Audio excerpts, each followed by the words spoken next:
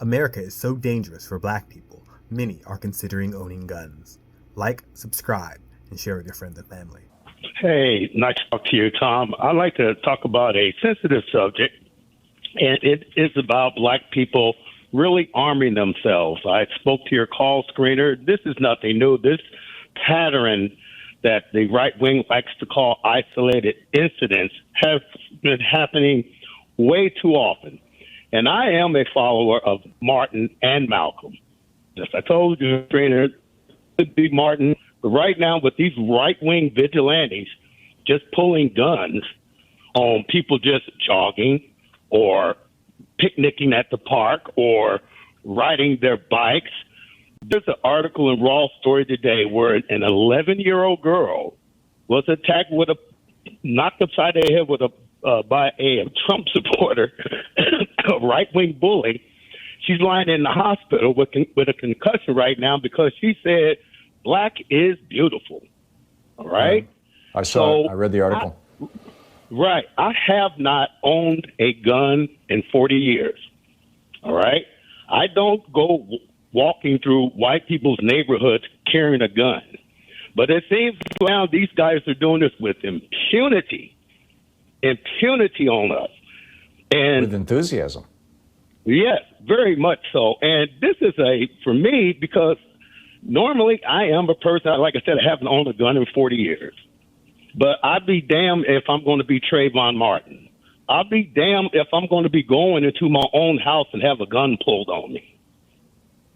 And this is the sad state of America.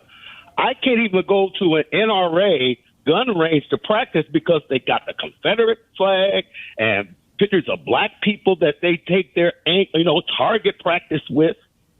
So I'm finding one here in Missouri that is owned by black gun range owners. I've been looking into this now, and it really saddens me that it has come to this point. Me, really a pacifist now, don't get me wrong. I served in the military. I'm a sharpshooter.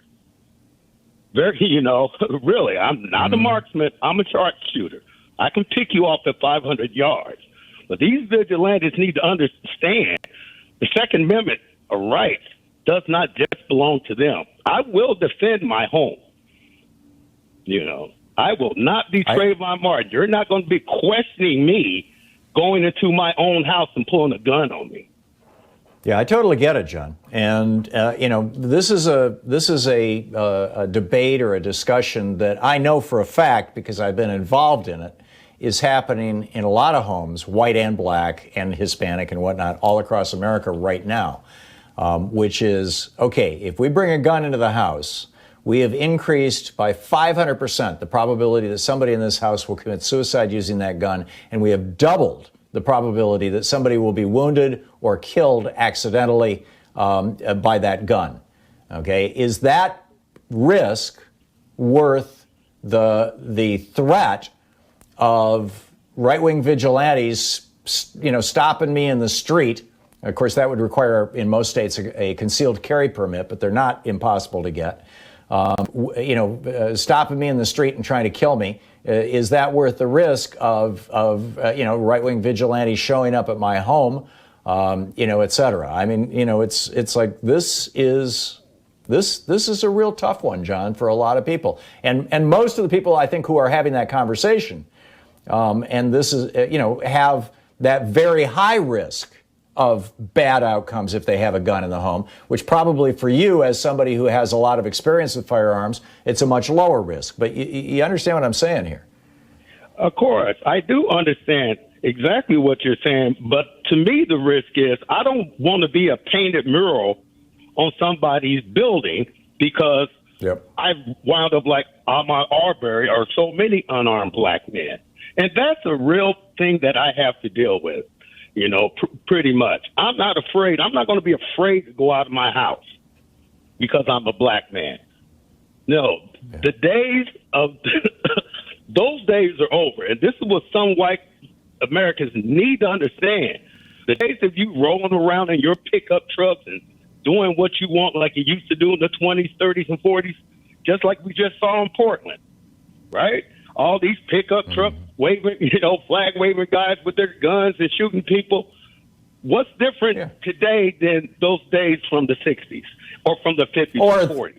Or those days in the 1870s when they were on horseback and they were carrying American and Dixie flags, only wearing white hoods.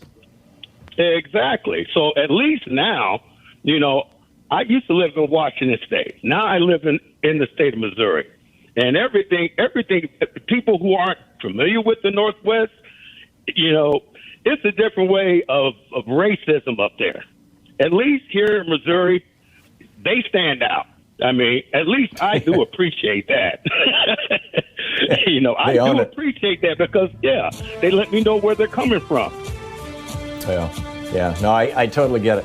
John, I'm checking out of this debate because I see both sides of it, and I cannot advise somebody one way or the other. And that's a very different position for me than just 6 months ago.